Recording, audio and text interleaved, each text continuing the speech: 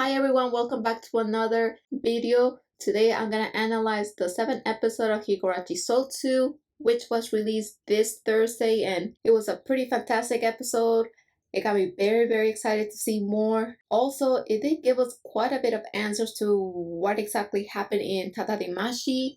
Of course, I still can't form a good theory, a good conclusion to the bigger questions of this particular arc, like Oishi getting L5, Tepe reappearing at the Hojo residence after Satoko was rescued, and all of that. But anyway, I'm very excited to start analyzing this episode, so let's begin. So the episode begins with Satoko and Ewa talking to each other after Satoko killed herself in Watadamashi. In this conversation alone, we see how selfish and cruel Sadako has become. I mean, she even states that she's still getting started as she wants Rika to suffer more. Also, there's something interesting that Ewa tells Sadako, well, it's more of a warning. She warns her about the rules of her power. Once she rolled the dice, of course, there's no turning back. And if she were to die before Rika, she'll be sent to a fragment where Rika doesn't even exist, where she wasn't born. Of course, Satoko tells her that there's no way I could make such a mistake.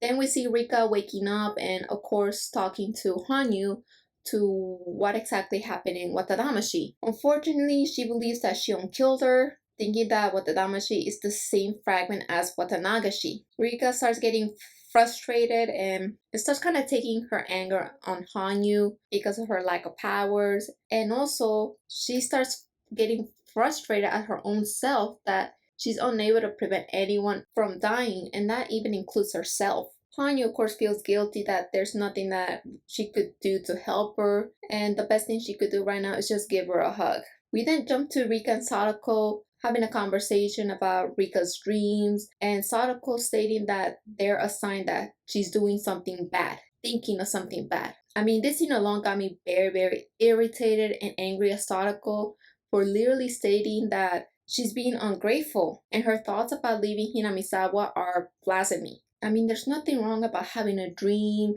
even if that means that you want to leave, explore something new. There's nothing wrong with that. And it's just so selfish of Sadako of wanting to keep her friend there with her. Of course, Rika gets emotional and Sadako embraces her in a hug, and then we see Sadako smiling as she continues manipulating Rika into getting her to stop thinking about leaving Hinamizawa. Then we start the episode on June 11th, where the club members are playing baseball against the Okinomiya Titans. Sadako scores a home run, granting a victory to the Hinamizawa fighters. This means that we skip June 9th, where the club is enjoying their bento boxes, and Sadako and Rika cook food at Keiichi's house since they were away for a trip. And another day that we skipped was June 10th, where Sadako teaches Keiichi how to shop and makes vegetable stir fry for him. We then jump to June 12th, where Dr. Eri hosts a barbecue for everyone. It's a pretty funny scene here, and honestly one of my favorite ones, because we see Keiichi, Rika, and Mion teasing Sadako about leaving her just the vegetables like bell peppers and squash,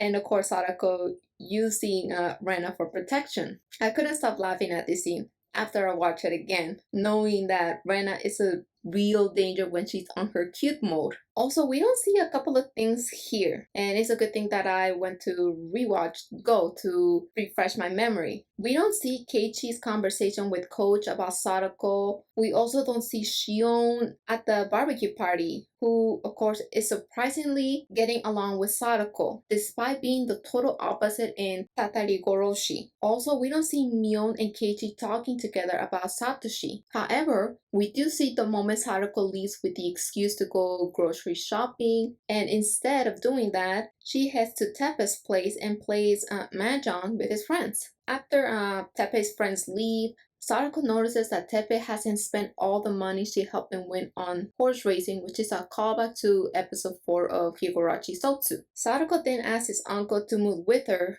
back to Hinamizawa and states that she needs his help with something. We then see poor Rika getting worried about Sadako not returning home. At this point, she's probably thinking that this fragment is the same as Tatarigoroshi. Finally, we see the last scene of episode 9 of Higurashi Go, where Tepe returns and asks Sadako to enter the house. While inside, Sadako lies about the whole town bullying her due to her parents being pro-dem activists. She then asked Teppei to live with her for a little while pretending to cry and smiling at the same time. The scene alone was quite disturbing. I mean, seeing Satoko's dry tears while smiling at what she's doing is just so sickening. Ewa, of course, notices that Satoko is gonna manipulate everyone into pitying her to achieve her desired results. After it gets very dark, we see Satoko returning to Rika's home, but before going to face her, she puts off a depressing face into getting Rika to believe that she's very unhappy. And of course, when Rika sees that face and learns about Teppei's return, Rika is completely shocked, while Ewa is amused and laughing at the outcome that's happening. And once again, Ewa states that both Rika and Sadako are very entertaining. And this is how the episode ends, and we got a lot of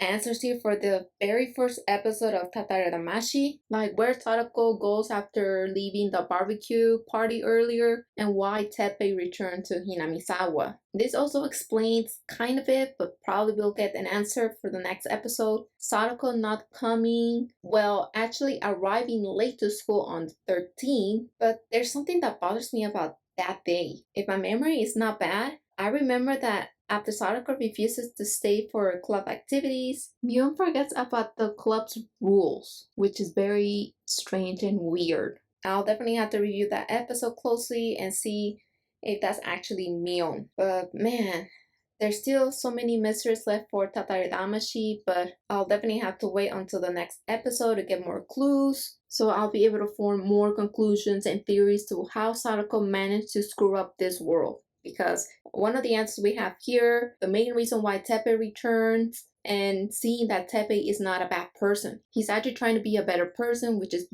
very heartbreaking to see how Sadako is manipulating this to her own advantage. Of course, like the biggest mystery for Taterdamashi is the day of the Watanagashi, where Sadako lures Keiichi to her home, and we see Teppei here, and we know that when Sadako was rescued, I believe Teppei was arrested, so it makes no sense to see Teppei here so soon when he got arrested. Also makes me wonder, when did Sadako inject Oishi with H173? Hopefully we get a bit more answers for the following episode, so who knows. But anyways, thanks for watching. I hope you enjoyed this video, and I hope to see you for the next one.